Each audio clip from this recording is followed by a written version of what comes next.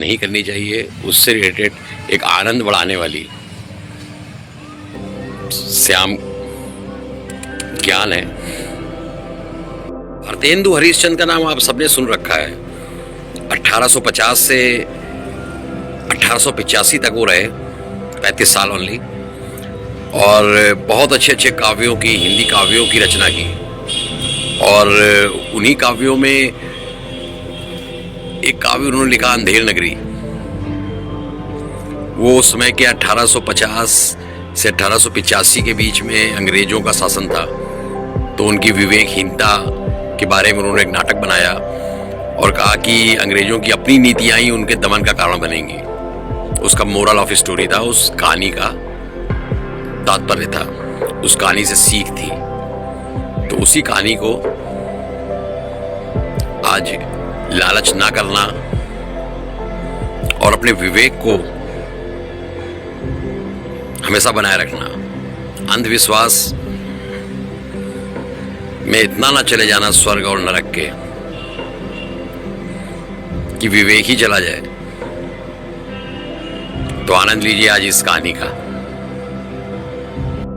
आनंद को बढ़ा देने वाली इस कहानी का शीर्षक है अंधेर नगरी चौपट राजा।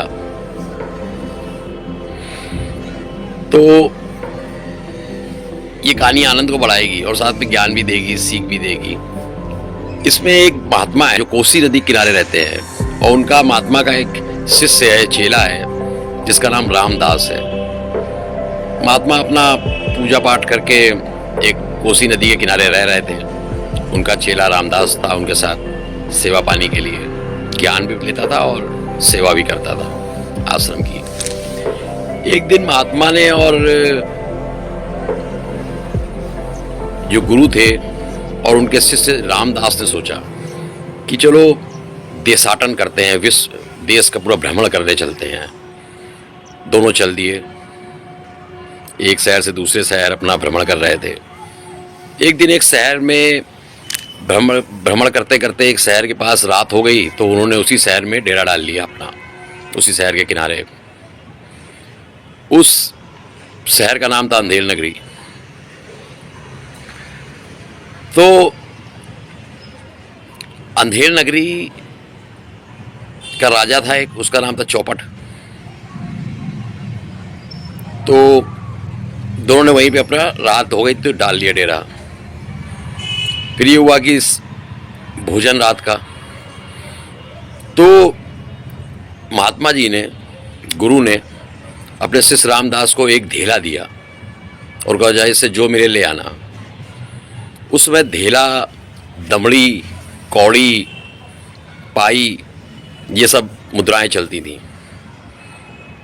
इनके बारे में आपको जानकारी मिल जाएगी कि धेला में कितना आना, कितने पाई, कितनी कौड़ी, कितनी दमड़ी होती है। अब राम इस कहानी को सुनते रहिएगा, क्योंकि इस कहानी में एक राजा भी आएगा और जो महात्मा हैं, जो गुरु हैं, वो उनको एक गूढ़ रहस्य बताएंगे जिससे कहानी पलट जाएगी। तो एक धेला लेकर रामदास ने सोचा कि अब इससे क्या मिलेगा। एक धेला दिया है, बताओ मुझे, और मेरे पास और पैसे भी नहीं है। क्योंकि वो महात्मा और गुरु जो थे उनकी आज्ञा थी, तो रामदास चल दिया कि चलो कुछ ईश्वरीय कृपा होगी, कुछ मिल ही जाएगा रात गुजारने के लिए, खाने पीने का। जब वो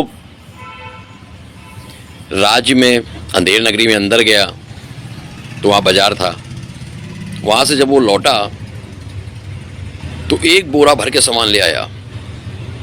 अब महात्मा गुरुजी बहुत आश्चर्यचकित, उन्होंने बोला, अरे तुम एक बोरा सामान ले आए, इतना सारा सामान ले आए, मीठा भी ले आए और जाने क्या क्या ले आए एक धेला में। तो शिष्य रामदास ने बताया कि ये तो बहुत ही अद्भुत नगरी है, ये एक अंधेर नगरी है और इसका राजा चौपट है। यहाँ पर एक दुकान में लिखा था, टका शेर भाजी, टका शेर खाजा, अंधेर नगरी चौपट राजा। मतलब सब चीज़ों की एक ही कीमत, जो कीमत मिट्टी की वही कीमत सोने की, जो कीमत काजू बादाम की वही कीमत चनों की। ये तो बहुत सस्ता और अच्छा शहर है। तो राजा ने कहा यहाँ पर मूल्य और महात्मा ने कहा कि यहाँ पर मूल्य अमूल्य इसका कोई अंतर ही नहीं है, तो सत्य और असत्य का भी नहीं होता होगा, विवेक और विवेकहीनता का भी अंतर नहीं होता होगा, धर्म और अधर्म का भी अंतर नहीं होता होगा, तब तो इस राज्य से सुबह ही निकल जाना उचित है, आज रात में सो जाते हैं। परंतु रामदास बोला कि महात्मा जी आपको जाना हो तो जाओ, मुझे इससे अच्छा तो कहीं शहर ही नहीं मिला, कहीं राज्य नहीं मिला जहाँ सब चीज़ें इतनी सस्ती और सब चीज़ों की एक ही कीमत, यहाँ तो मैं बस आराम से रहूँगा। महात्मा जी ने थोड़ा सोचा कि ये विवेक अपना खो चुका है और वो वहाँ से चले गए। अब रामदास अकेला अपना अंधेर नगरी में रहने लग गया। सुबह जाता, भिक्षा मांग के लाता, कुछ उसको एक धेला या एक दमड़ी मिल जाती, उससे भरपेट खाता, खूब खा पी के मौज करता, आनंद लेता। और इस तरह से बढ़िया वो खूब तगड़ा हो गया और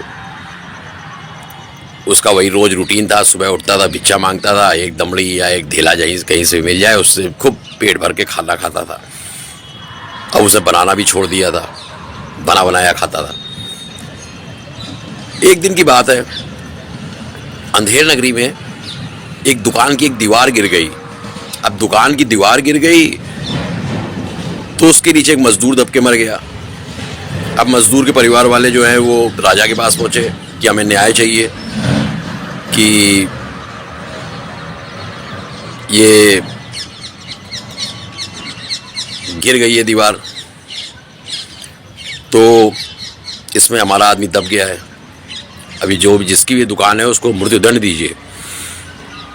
तो राजा ने तुरंत दुकानदार को, जिसकी दीवार थी वो जो गिर गई थी, उसको पकड़वा लिया और कहा कि भाई तुमको मृत्युदंड देंगे।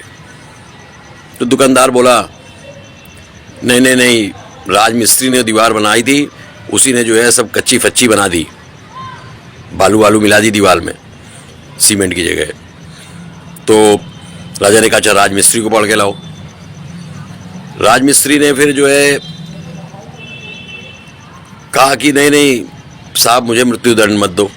वो पकड़ में आ गया, जब मेरी कोई गलती नहीं, मैंने अपने एक असिस्टेंट रखा था, छोटा राजमिस्त्री, उसने जरूर जो है गारा सही नहीं बनाया होगा उसने। तो राजा ने कहा उसको पकड़ के लाओ। अब राजा ने कहा ठीक है, जो मिस्त्री का असिस्टेंट है राजमिस्त्री का, उसको मृत्युदंड मिलेगा। अब राजमिस्त्री का असिस्टेंट वो भी बड़ा निपुण, उसने बोला नहीं एक्चुअली मैंने गारा तो बनाया था ठीक, लेकिन भिस्ती जो आता है, जो पानी डालता है, उसने पानी ज़्यादा डाल दिया। अब राजा ने कहा भिस्ती को पकड़ के लाओ, मैं उसको अब मृत्युदंड दूंगा। चौपट राजा ने कहा। इससे जब भिस्ती पकड़ में आया, राजा ने कहा इसको मृत्युदंड दिया जाए, पर भिस्ती बोला राजा चौपट से नहीं महाराज मेरी कोई गलती नहीं। उस समय एक भिक्षा मांगते हुए आदमी निकल रहा था, अजीब अजीब सी आवाज निकालते हुए, रामदास नाम का। इससे मेरा ध्यान भटक गया और पानी मैंने ज्यादा इसलिए डाल दिया। राजा बोला अच्छा कौन है ये रामदास भिखारी? राजा ने उसको अपनी शक्तियों से पकड़वा लिया। अब वो पकड़ में आ गया। राजा ने कहा ठीक है, अब इसको ही मृत्युदंड आखिरी में मिलेगा, यही कारण था दीवार गिरने का। चौपट राजा था वो। तो अब ये गिड़गिड़ाने लगा रामदास, नहीं नहीं नहीं हुजूर मैं तो भिक्षा मांगता हूँ, मेरी कोई गलती नहीं। पर राजा कहाँ सुनने वाला। और मृत्युदंड के तख्ते, मृत्युदंड की तैयारी हो गई। राजा ऊपर सिंहासन में बैठ गए, मृत्युदंड का फांसी लगा दी गई जिसमें लटकाया जाना था रामदास को।